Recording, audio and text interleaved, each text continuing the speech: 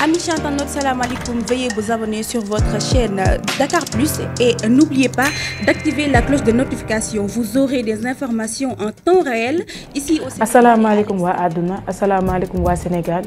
maa ngi leen di nuyu di leen ñaanal jàmm yàlla na jàmm yàgg Sénégal tey nag dama ñëwoon pour waxtaan ak yéen sama diggante ak Ousmane Sonko waxtaan bi nag ci li jot a xew actuellement la war a doon parce que dañu nekk ci jamono yu leeral kon foog ma leeral Ousmane Sonko yow laay waxal yaa ñëw Sweet Beauté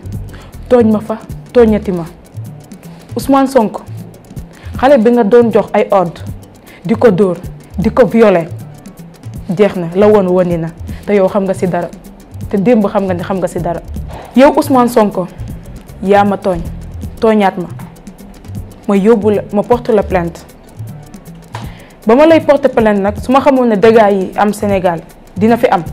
kon duma la porter plainte mais comme yegsi nañ fii tey laa gën a soxla ñu leeral suñu mbir tey laa gën a soxla procès tey laa gën a soxla suñu diggante ma ak yow àdduna yëpp xam yow yaay kan yow Ousmane Sonko lii yëpp leebaloon nga ma ko biir Sweet Beauté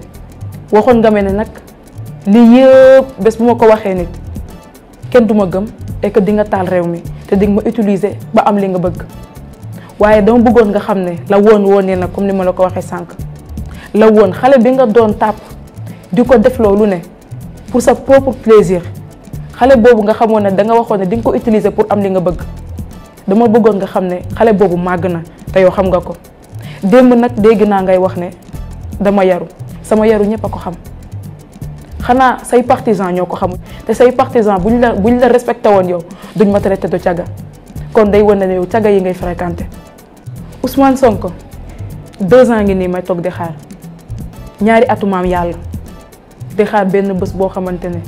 xaw ma woon sax ndax dina ñëw ndax yéen ni ngeen nekkee woon ci dëkk bi chaque jour nga def point de presse sama diggante ak yow chaque jour nga def point de presse taxar ay góor 2 ans ñaari atu maam yàlla ma toog ci kaso di la xaar ñaari atu maam yàlla la yoo xamante ne yaa ngi wër di tuumaal ay góor Ousmane Sonko dama bëgg nga xam ne góor yooyu noonu ngay tuumaal yow yaa leen xam man xaw ma leen man yow laa xam ndax yaa doon ñëw Sweet Beauté Ousmane Sonko dama bëggoon te Ousmane sax yow Ousmane Sonko danga ma bett démb yàkkamti woon nga pare ba dem ñibbi defaat sa mënin comme ni nga koy defee point de presse te ba nga jàkkaarloo ak man yaa ngi doon mel ne xaru yar juge bi moo la doon waxal ci kaw ba nga li nga tontu sax xaw ma ko li nga wax foofu ba léegi xaw ma ko ndax dànk nga doon man ndax man démb maa ngi dégg ngay wax ci sa live ne tontu nga question yi li nga ko waroon tontu mais Ousmane loolu amul tontu woo benn question te démb dama participer ci confrontation entre maître El Hadji Diouf ak Ousmane Sonko lan moo tax bëggoo tontu bëggoo wax ci man li ngay def nii da ngay sonal sa bopp rek mais yàgg nañ daje wiiri bi yàgg nañ daje procureur wax na ak yow te nga ne doo ko tontu juge bi wax na la nga wax juge bi sax man mii dégguma ko tellement yaa ngi doon mel ne xaru yar maître Diarry Kane wax na ak yow tontu woo ko maître El Hadji bi wax na ak yow tontu woo ko léegi nga lan nga bëggoon lan nga doon ñëwee en fait lan nga doon ñëwee lan moo la indi woon pour qu'on def confrontation ak maître El Hadji Diouf mënoon nga def point de presse comme ni nga koy defee rek ne maître El Hadji Diouf laay wuy ji man au moins man dinaa toog kër ga Ousmane Sonko sama diggante ak samay mbokk xajoo ci sama diggante ak sama papa xajoo ci sama yaay gaañ na demee sama papa mot na instant bi taxaw na taxaw bi yëpp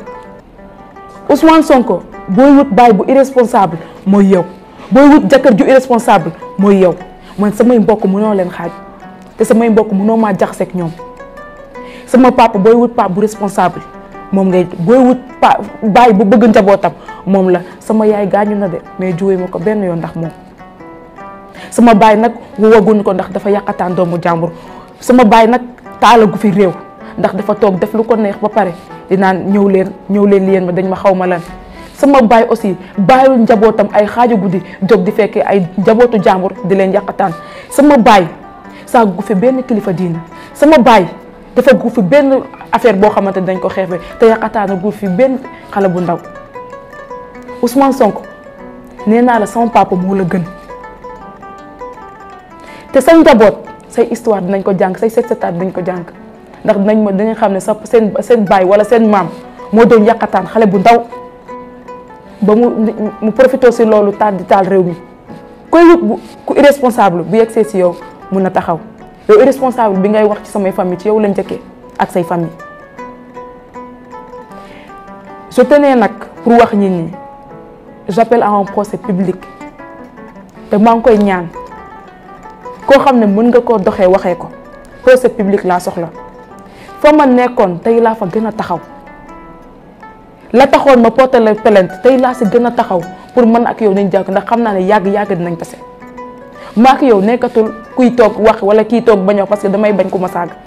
tey laa gën a toog pour ñu dem procès tey laa ko gën a bëgg pour ñu dem procès maa ak yow yàlla na yàlla defal jàmm.